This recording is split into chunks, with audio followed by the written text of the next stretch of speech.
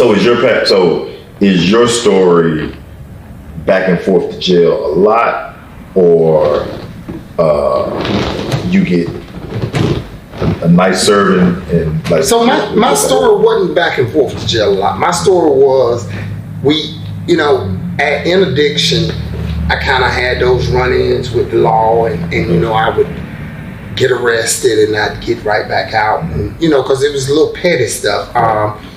And then when I finally got on, that I could maneuver away from anything that was gonna happen. Anything that was local, I was too big for it then. Like, you were not going to, I don't care what happened, I knew that I was gonna be able to get out of it because I knew I had the money to get out of it. And when you and then when I got hit, oh man, this is a whole different ball game right here. But anything that would have, I thank God that it wasn't a local thing, because if it was a local thing, I don't care what it was, I would have paid it to get out of it. And I know I would have been able to get out of it if it's local. The lawyers, that's how we did them. You know what I'm saying? When you're dealing with the local lawyers, What is so you've already said that you thought, even in the process, man, this is getting away from me. Do you believe, looking back, that you had the ability to put on brakes? No, we were stuck there.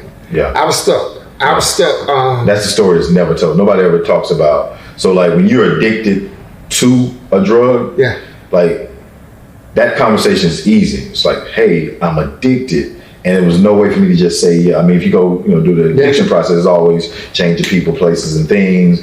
Admit you got a problem. You go through all the 12 steps, right? But nobody talks about that other side where, man, you just are stuck. And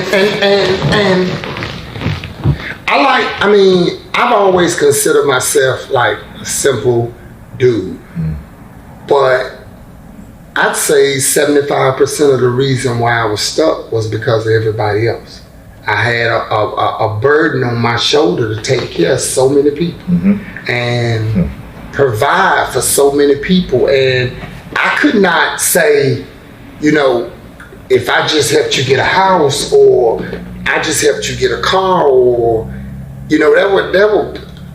I put people through college and, the whole nine. So to say, like, I'm saying it to my mom in these conversations, I'm saying it to the dudes in the crew, we done got over our head, but to stop, I couldn't stop. The deck was stacked against me, and not stuff that I acquired.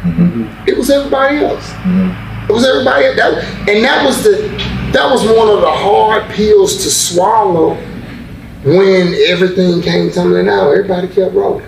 Everybody kept moving. Everybody kept buying, everybody kept buying cars. Everybody paid their mortgage.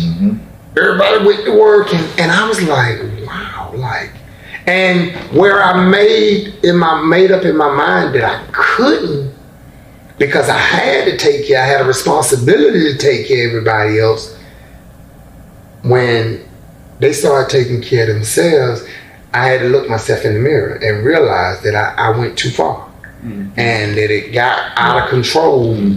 That's crazy you said that way, because I remember years ago, going to one of my mentors in business, and I'm telling him, I'm saying, man, I got people who work for me, and they ain't really upholding their end of the bargain, right?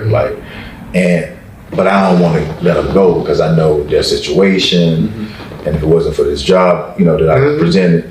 And he told me, he said, yeah. So what I learned, this is his words. He said, I go to a conference, I get there late, and I hear a speaker saying, some of y'all got employees back home that y'all won't let go. And y'all won't let them go because y'all are selfish. And he was like, he said, the speaker said, you think you're doing it to help them, but actually you don't believe they can survive without you. And because now you're so selfish that they can't make it without you, your business is suffering. Your life is suffering because you got people holding on to you that if you let them go tomorrow, they won't look the other way the next day. Oh my God. And when he told me that, I wrestled with it when he said it, right? And then I remember thinking, because I remember calling him late one night, I said, man, talk me through that again, right? You know how things go at nighttime. Nighttime, that thing starts speaking louder, right? And so I'm like, talk me through that again. He said, listen. So he walked me through it again. I said, okay, all right. And then he said, Ed, why did you hire him?